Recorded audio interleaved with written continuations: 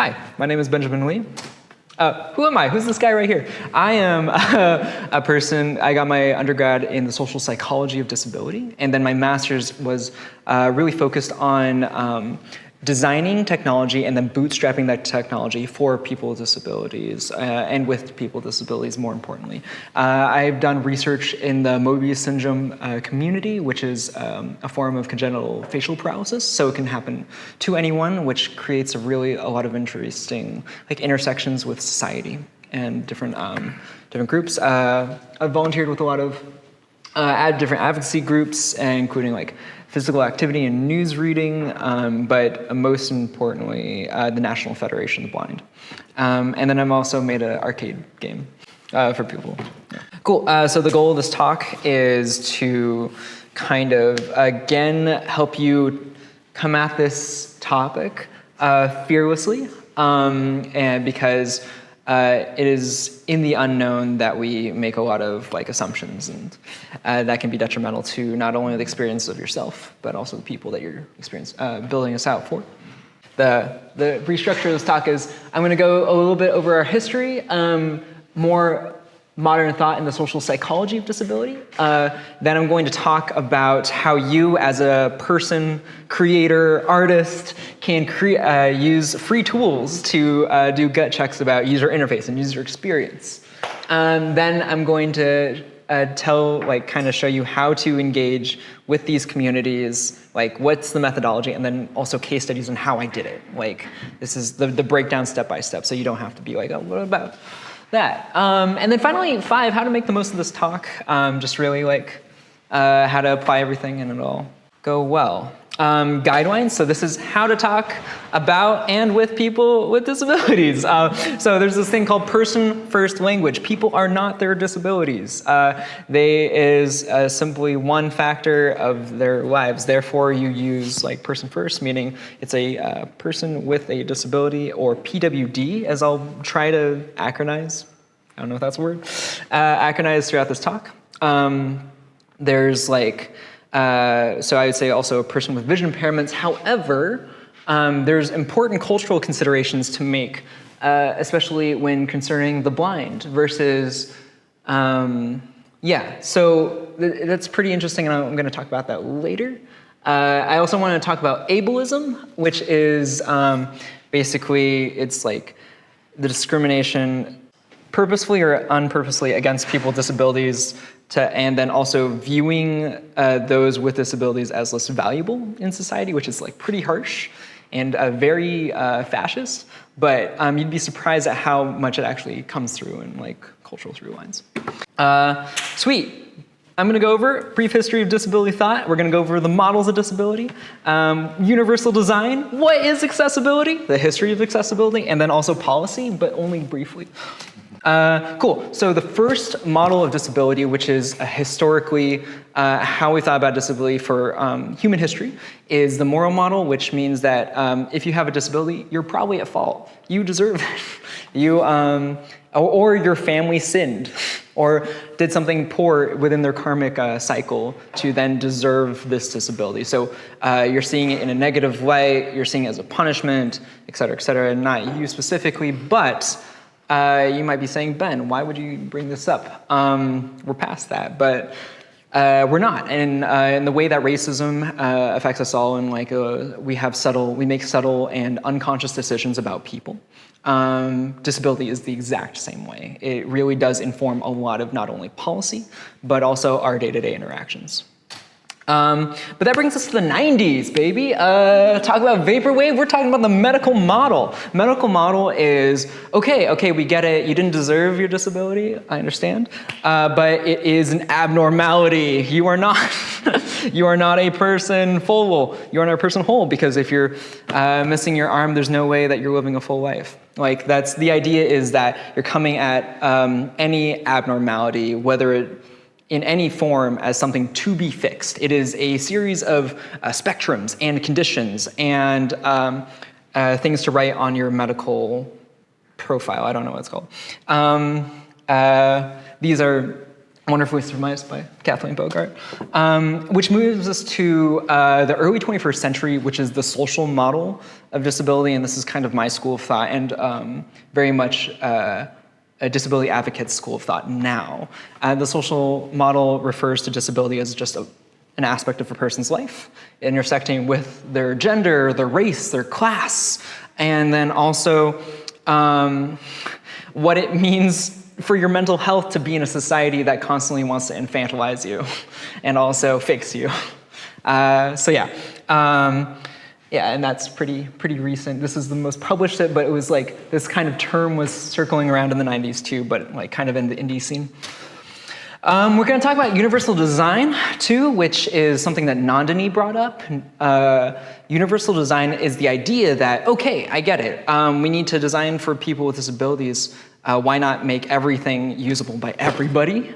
And it's impossible, unfortunately. It is. It's a wonderful goal to strive for, and it's something that we should keep in mind. However, I'll actually go into detail later why, with our current technology, it is physically impossible to design for everybody. Meaning you're gonna have to make choices, like we all do when putting together a project. What is accessibility? It is the design of products, devices, et cetera, to be usable by people with disabilities. Just pretty simple. Okay, so the history of accessibility, very briefly, is patronizing and unempathetic. You can look at literally any disability community, and it's like kind of just tragic, up until even in the 20th century. So, for instance, at the intersection of art and accessibility is the first person to look at the blind and say like, hey, that's kind of weird that we treat them so terribly. And so this dude in France started up a school, and he's like, I'm gonna make books that they can read. So he presses letters into these pages to create embossed lettering, which sounds cool because like A's are A's, right? But then you think of the French really flowy language, really flowery characterization. And then you'll get a bunch of students who just like can't understand what they're like feeling because it's different from book to book, and they're insanely expensive, ridiculously expensive. Some dude named Braille creates Braille, six-dot system, which is a alphabet system, and it's awesome. Everybody loves it. It's brought over to America, and then for 50 years, people are making offshoots and different things with the American idea that, this is a very nice French system, but I can make it better. And so there's this lack of standardization, which is really troubling for the community for decades. One more point that I couldn't quite fit in this talk as well is sometimes people feel that if a person with disability might get injured or might receive mental or physical harm with an experience, they just kind of exclude them, even subconsciously. So it's like, just be mindful of that, and you don't have to be scared. Cool. History of thought from the person with disability side is this South African disability advocacy quote is "Nothing about us without us," and those terms are key for this entire talk. So sometimes I'll slip and say I've done things for the community, but really throughout my work, it's always been with the community. It's always like we are collaborating to do something that brings joy to people. That's pretty grandiose, but like it's there. One really cool thing about disability culture is that they've always been in a spot of needing and striving for independence in society that doesn't want them to, which means they're always the underdogs, which means they get to be the hackers. Like they are the hackers in almost every generation. So when coding, when developing was just characters, the first screen reader was created reading one character at a time, and it was pretty terrible. So this dude who recently lost his sight, he joined that team, and then they made the first screen reader, and then that technology was then brought over to Windows, the first Windows operating system that had a GUI, which is a graphical user interface, which is like when there's pictures on a screen that you can interact with. Like if you think about the jump between a program reading one character at a time to like having to tell what this picture will do when you interact with it. That is like the questions that they had to ask how a blind person might use that in the very beginning. And then in the same way, a lot of the features that we enjoy today are actually due to accessibility. So like if you've ever listened to a podcast on 3 times speed, that was done when like phonographs were a thing. Like the blind would like crank the phonographs so hard that they would break because they just need the information faster because they can process the sound. So now people like me in the 21st century in college can have a screen reader going at 3 times speed with like visual indicators where the words are. All those help. And I owe it to accessibility technology. Quickly, policy, very important, not crazy important for this talk. There's about 3 more major landmarks, but I really don't want to talk about them too long. The ADA was a landmark law that was put into place in the 90s that made federal and commercial spaces,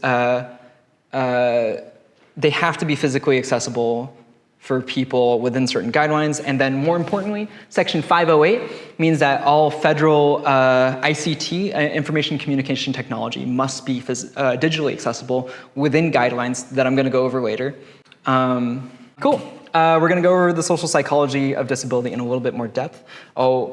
Why would we make things accessible, which is a pretty general term, but I'll go into that, the social psychology of disability. And then finally, how to engage with communities with disabilities, just flat out. Okay, so why make things accessible? There's like a billion people with disabilities, and they have $6 trillion of spending power. If you need a business case, this is it. You can make money, haha. But also, like, why? Because we have the technology. With relatively little effort, we can include a tapestry of perspectives, each providing a unique offering that ultimately makes our life richer. And that's really what it's about. Like, we are alone on this planet together, and we're artificially pushing out a lot of people for no reason. Cool, social psychology of disability. It very much aligns with the term equity. It's the idea that equality is giving everybody the same chance. Equity is allowing people the resources to then have the same opportunity. So it's like bringing everybody up then to be able to participate, and that's kind of like the social psychology aspect of it. Disability is not disability is just a term that represents the systemic barriers within society, as opposed to a person like just missing an arm or something. So it's the idea that the only thing stopping a person from fully experiencing society is society itself, as opposed to any differences in cognition or any missing limbs or any whatever. Yeah, again, it intersects with race and gender lines, and if you are marginalized within those groups, disability can compound that even and produce a lot of like inequity. And then, yeah, struggle of independence. Okay, cool. Brass tacks. This is the first meat. How to engage with these communities. So do your own research first regarding especially local and national organizations. This will be the hub for culture and history and technology. For instance, the National Federation of the Blind has their own Braille printing press, and they have their own library for kids to learn their language. It's really cool, really interesting. And then to look into commonly reported problems of people interfacing with similar experiences. So within the group here, there was a lot of art curatorial conversation and like experience design. And you can think of like, when experiencing art, especially in like what would allow a person to experience their art in the way that they want to? Well, yeah, exactly. So you could ask people like, when you go to a museum, are you able to, is there like something sound dependent, if there's something like visually dependent, if there's like a mobility aspect to it, like in terms of difference of perspectives and like all this stuff. And then finally, a history community and their culture. So this is really, really important because we're in the modern day, and there's been a long history of especially like the people with visual impairments, for instance, And there are a lot of sub-factions, some claiming blindness and their disability as part of their identity. It is a culture of blind. Some blind folk want to only marry other blind folk, and then and kind of like propel their culture in that respect, and they hold on to it with a great deal of pride, and it's wonderful. But it's also, you know, absolutely their right to own, as opposed to others, and especially sometimes parents of kids with visual impairments. They view it very much in the medical sense of like, oh, this is a situation to be fixed. So it's very important to understand which community you're engaging with, how they refer to themselves, and then and we'll actually get into the neurodiverse really soon. TM, soonish. But yeah, so major factions that really claim it are the blind, the deaf, and then people on the autism spectrum, which is a really nuanced term, because then there are some like, Asperger's was a totally different thing in the DCM for a long time, which is the text that defines cognitive disabilities and mental illness. Asperger's was this totally separate thing until just recently, when it was included all within the autism spectrum, which in and itself, oh my gosh, it spans a ton of different spectrums. Okay, so logistically, like literally, how do you do it? You just, you know, the regular networking stuff. You got to email, like set up meetings, show up in person, like put in the work. But from the get-go, you want to make sure things are brought up in a collaborative light. Like, I'm doing this with you. We're like, and in that, you're again trying to verify it's a problem that the community has. Yeah. Engage early and often. So this is kind of like. This kind of dovetails with modern business thought, and especially product development. Like, you're iterating constantly. You're always taking feedback. You're trying to find, like, get to the root of the matter, and that really also plays its part here. Engage with them in environments that they feel comfortable. So this is really important, and something that the pandemic actually was amazing for.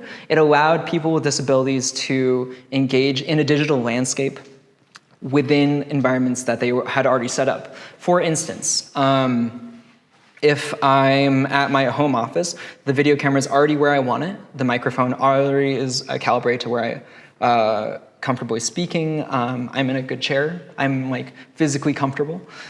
And oftentimes this is where I feel the most empowered. So most empowered to present myself in a professional way.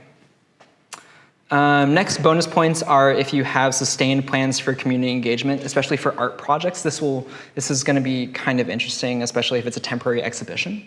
So for the duration of it, and then for future projects, make sure the groundwork you do, especially for art installations, is not wasted. Like, all that experience for both them and you builds upon for the next one and the next one and the next one. So it is good. Super bonus points. If you've allocated money for people to act as usability consultants. Disability work, much like race work, is not free. It takes a toll emotionally. It's very, it's exhausting to talk to people about why you deserve basic rights. Yeah. Anyways, so please pay people if you can. Okay, accessible user interface and user experience principles. This is going to, because the range of skills within this group is kind of vast, especially within the UI UX space. There's going to be some basic stuff here, but I'm going to try to get to the more like juicier, tangible bits. And the first one, is how to navigate the WCAG. That's why I like to say it. WCAG is how a professional say it. And it's really important. It's literally the European and American standard for how to make a digital experience accessible. And it's going to be your bread and butter for your developers. If you want to do it, that's cool. I have more power to you. UI, UX tools, again, for your early gut checks so that you can just do this work without paying for it.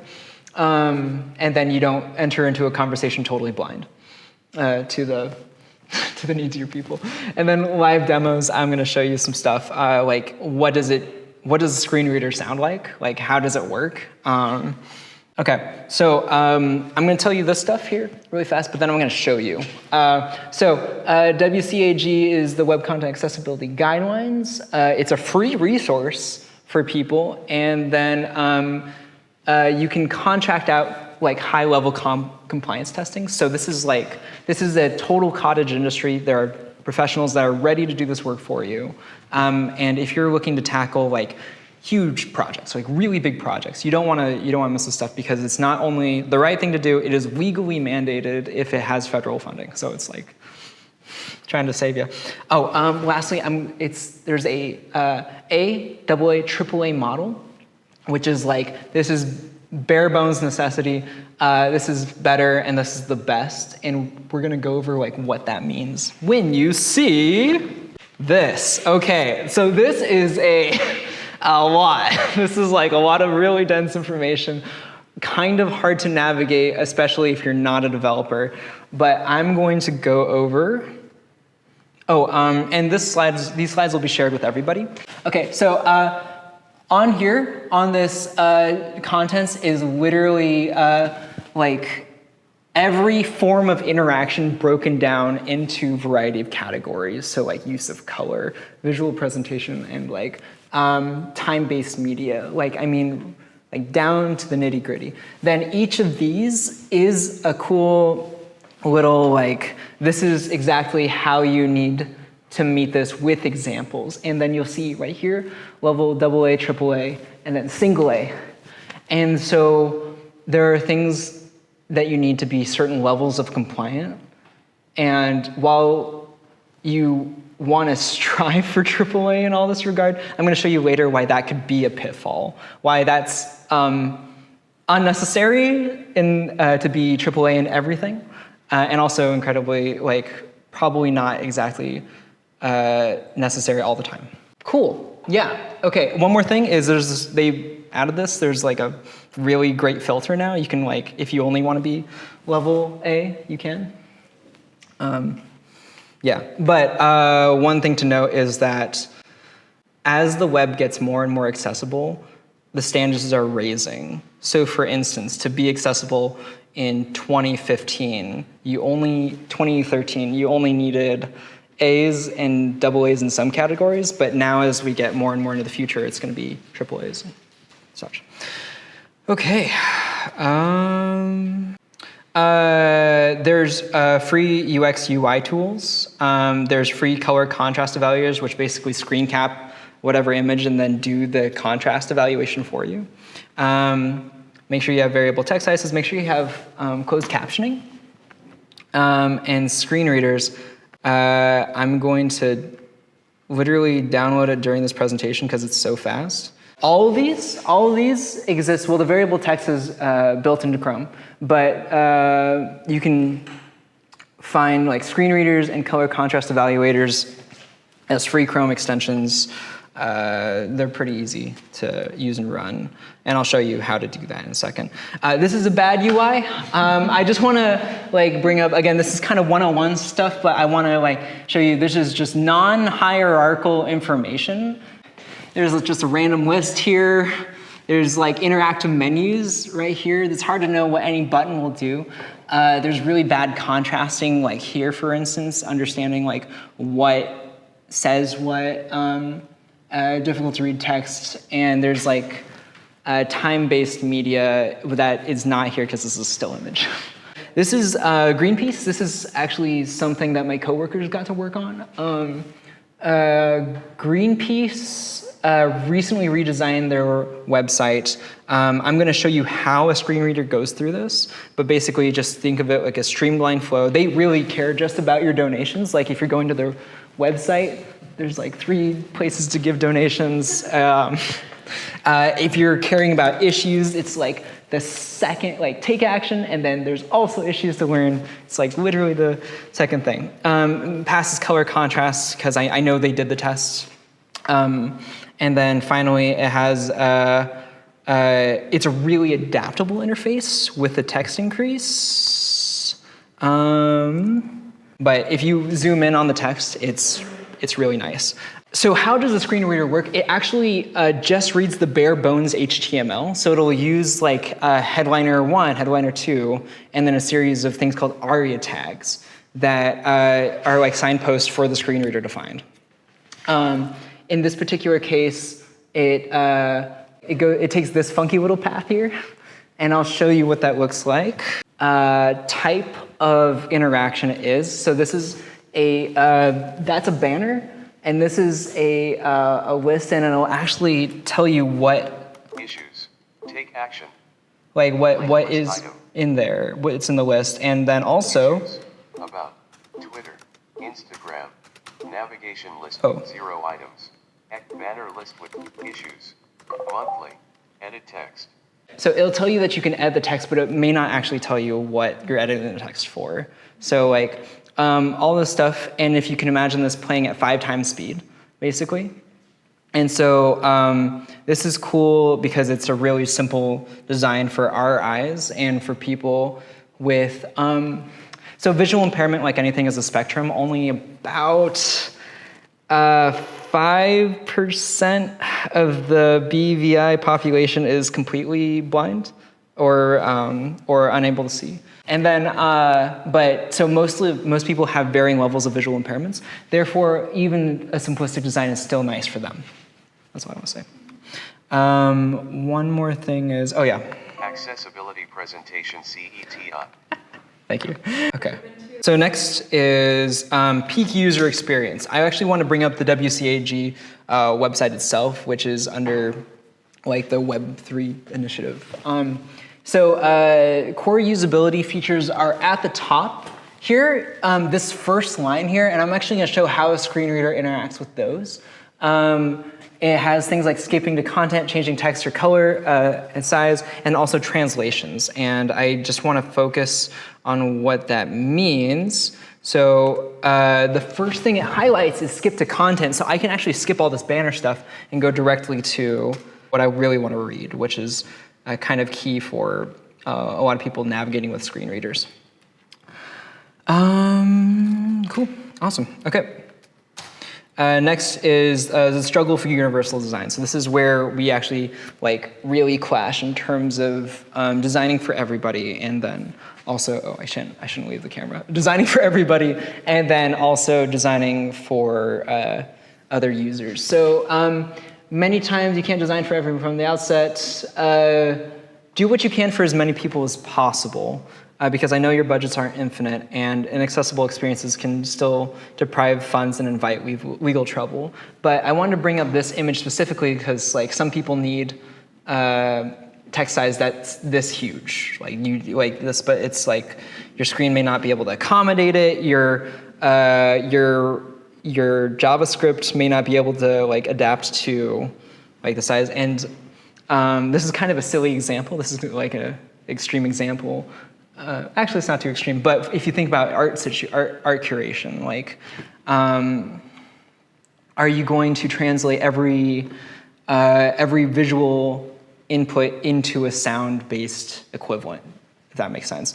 Would you try to represent other aspects of your art in different dimensions, like haptic feedback or like sound wave stuff? And sometimes you just can't. But I'm going to show you how to do it on a budget and stuff. Cool. Yeah.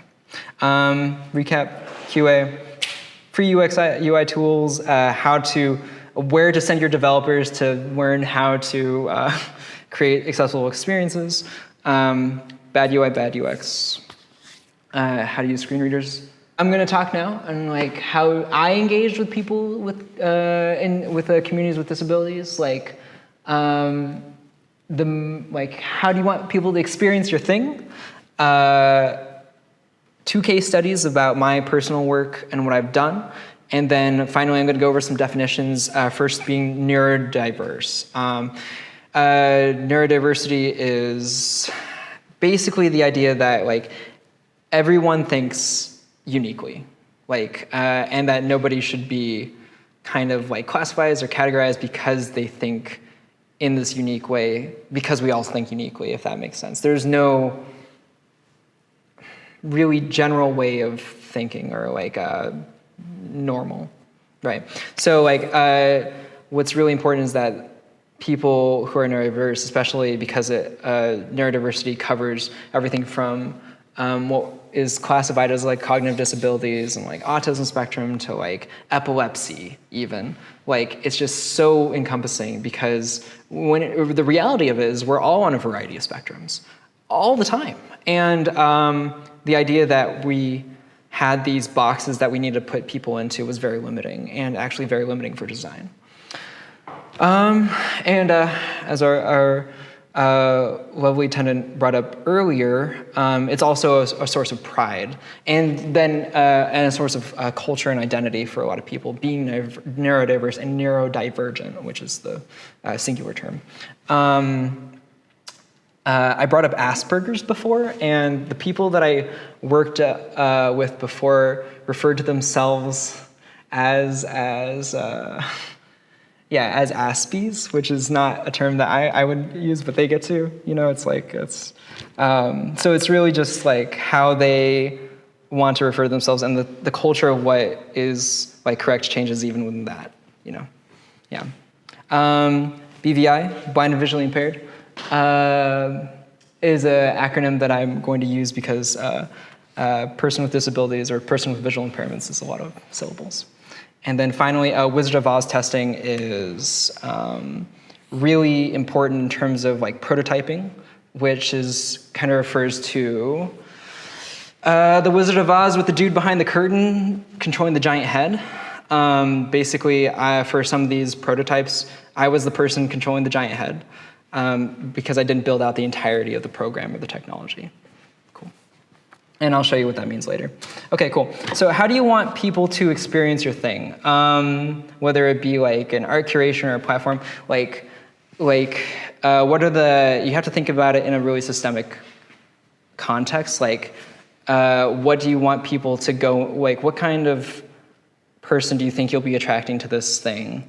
What takeaways do you want them to have? And like, how might those experiences like positively or negatively reflect, like given the history of the community? So it's like, I'm gonna be talking about job fairs because they're awful, but also especially awful for BVI folk and neurodiverse folk. But also like you can think of that again in art curatorial space. Some of the answers will be very hard to uncover, some will be very blatant, and talking to people, best way to go. Cool, okay, so for my master's work, I created a BVI reverse job fair. Job fairs are awful for the BVI community because you have an incredible lack of independence. When you go to a convention space, you need a literal person that you trust or an event attendant who you don't trust to like kind of take you to places that, you're communicating to them like, oh, I want to go to these types of corporations because they might take my job. But then that person has to like visually gauge or reference their map, and it's just not them. It's like this whole layer of like translation that is awful. And then you're brought to a booth by another person, and then like they're going out to shake a hand, but then you're like, you can't see the hand. So then it's like, and so every single portion of this interaction is just troubling and inconvenient and doesn't put forth, show off your skills in your realm of expertise, even though shaking your hand probably has no relation to how good you do a job, Whew, cool. Virtual spaces as comfortable spaces. I wanted to merge, I wanted to create a virtual job fair because I knew that people at home, especially the BVI community, can and are comfortable in their own space, in their own homes. They've already have setups that they enjoy, and they have loved ones who have helped consult and tell them how they appear virtually. Like, I am centered, I sound correct. My makeup is on fire, yeah. Cool. What I did was I joined and volunteered 3 BVI organizations, including the National Federation of the Blind. Through there, I networked with a variety of people and verified verify the hypotheses that I'd come up with through, because I'd done, I'm from an academic background, so I read a bunch of papers. So I'm like, oh yeah, cool. So you can always say like, oh, this is a systemic barrier that's facing your people. But really it's like, I need to verify those things to make sure that I wasn't just being an asshole.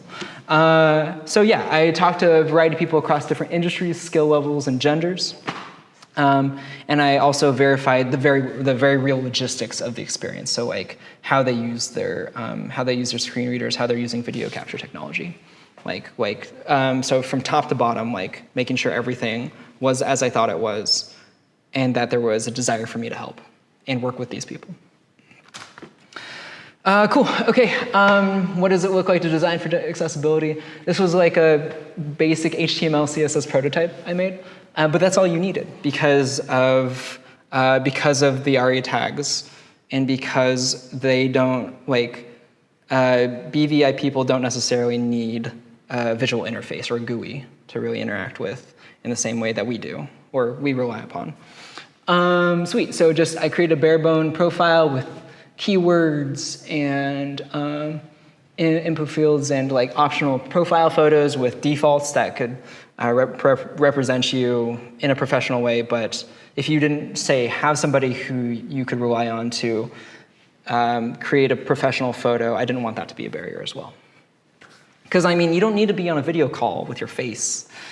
You know, it just doesn't have to be. Anyways, testing, I tested it a lot, tested it with community members who use screen readers, this portion specifically, and then I conducted a reverse job fair, which is, in Georgia, they have this event where each prospective employee has a booth, and then employers go up to those booths, and then try to sell those kids on their corporation. And it's cool because it takes a lot of pressure off the kids, like only employers that are like kind of interested in the beginning, like go there. And in that same way, I wanted to reduce that that noise and that time that comes from the original job fair, where you're like going around and trying to fish and trying to figure out who would even take my resume and so. Cool. And then I did a Wizard of Oz where I connected people behind the scenes via Skype calls and rooms and stuff, and then I listened in and yeah, and then connected people.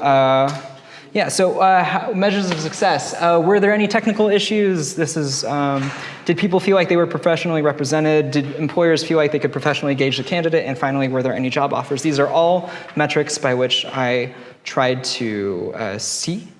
And yeah, we were good to go. No technical issues. Pretty bare bones prototype though. Did people feel professionally represented? Yes. Professionally engaged candidate? Yes. And then there were multiple job offers from this prototype, which felt really good. So it worked in that sense. Mentora. Okay, so this was my next project. I was the project manager for the design team, and then eventually the product manager, working in multiple different divisions of this startup. It was a really similar concept. Neurodivergence faced a lot of similar problems in the job fair space, and especially finding a job and navigating things like LinkedIn and Monster.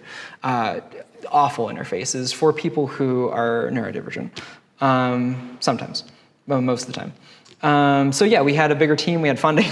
We had funding, and but we also had to represent a lot more communities, because once again, neurodiversity is an umbrella term for quite a few different types of people on a variety of spectrums. Why did we do this? Neurodiversity covers all these and more. So, so you can see we had our work cut out for us in terms of how do we, like, once again, approaching that idea of universal design. Like, how do we start to consider all of these on axes that we can even conceptualize the design for? For neurodivergence, digital spaces were paralyzing and confusing experiences. Like, what angles should my face be for a professional portrait? Like, what should I wear? What keywords are hot right now? I mean, these are things that we even struggle with, or I mean, I definitely struggle with. And then finally, Untracked variables lead to bad work environments. So you found that neurodivergence, when getting a job, would then encounter a ton of workplace distractions that would then derail their workflow. So Slack pings, for instance. Slack pings, oh, hey, can we get a meeting right now? I just want to talk to you really fast. And then yeah, a lot of the things that would be distracting for many people are also doubly and confoundingly so for neurodivergence most of the time. So yeah, a lot of things to solve for. Engagement, we had designated disability community outreach positions. So many people within the organization are neurodiverse, but we also had specific community outreach and we were involved in different Slack groups and Discord channels and Discord servers, and just getting, once again, verifying our problem statements, and then we curated early testers with members of the community. And then finally, we also had neurodiverse people in leadership positions, which was really critical. Cool, so designing for accessibility. This is just one of our designs, but it's massive buttons, really straightforward instructions in terms of, and this is just part of the profile creation. We had no moving pieces, no moving elements. We had things like environmental preferences, so really learning how to properly describe the work environments that people may have not even thought about could be a problem. Oof, yeah, so it's really getting people to think about, oh, what's distracting in your home environment? How is that going to translate to this office space, this space that you've never been in, with a lot of unpredictable variables? And for employers, we also wanted to make it really easy. We had key skill highlights and then percent-based matching to make their eyes not glaze over when viewing 100 candidates. Because once again, we actually copied the reverse job fair model, where we had employers reaching out to employees that they were interested in. But on their end, it was just a massive kind of wall of employees with percent-based matches, and then they could go into that match to see how we came to that decision. And yeah, anyways, whew, that was cool. Results, yeah, so our first prototype on our pilot program, what landed us our first series of funding was there weren't any technical issues. People felt professionally represented. Employers could professionally gauge a candidate, and then we got 6 people hired at Fortune 500 companies. They're still working there. They're still making way more money than I ever will. And ideally, the idea and why we chose to tackle this problem set is because these types of jobs, connecting and starting careers early, lead to systemic change, lead to generational change within these communities, within these families. How to make the most of this talk, I've given you the background and the tools to create generally accessible experiences, but what now? With accessibility, you can tap into new markets, break down systemic barriers of oppression, innovate on technology. Yeah, but really, I want you to make new friends. You can get to build cool and weird things with those friends and broaden each other's lives.